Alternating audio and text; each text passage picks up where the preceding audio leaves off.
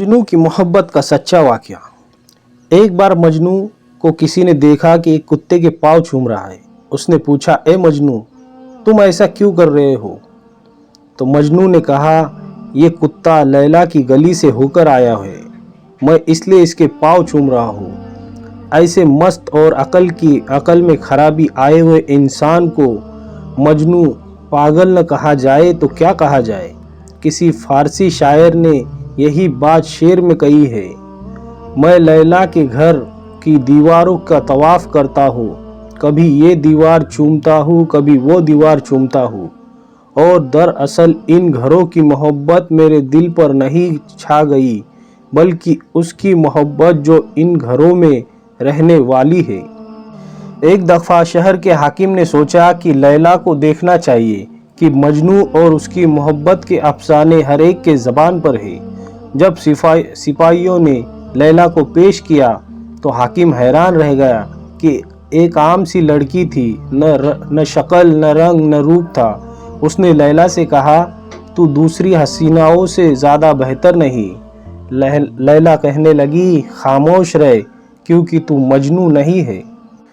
एक बादशाह ने लैला के बारे में सुना कि मजनू उसकी मोहब्बत में दीवाना बन चुका है। उसके दिल में ख्याल पैदा हुआ कि मैं लैला को देखूं तो सही।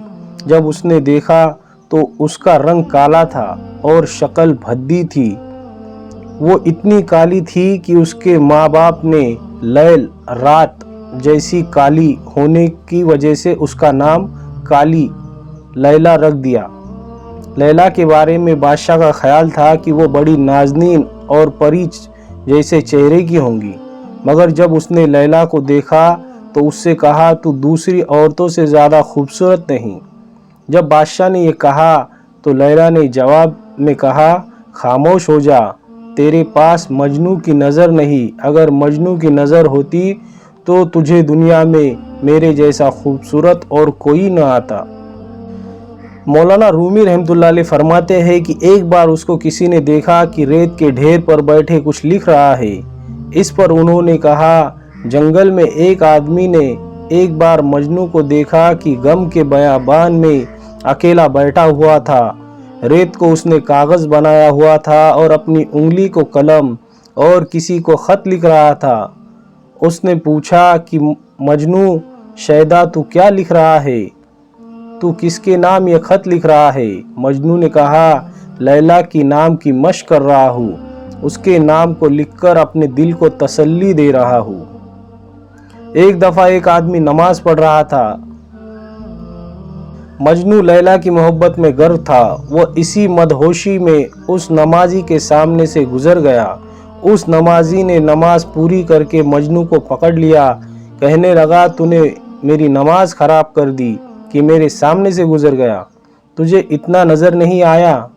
उसने कहा कि खुदा के बंदे, मैं मखलूक की मोहब्बत में गिरफ्तार हूँ, मगर वो मोहब्बत इतनी हावी हुई कि मुझे पता न चला कि मैं किसी के सामने से गुजर रहा हूँ। और तू खालिक की मोहब्बत में गिरफ्तार है कि नमाज पढ़ रहा था और तुझे अपने सामने से जाने वाले का पता चल रहा था।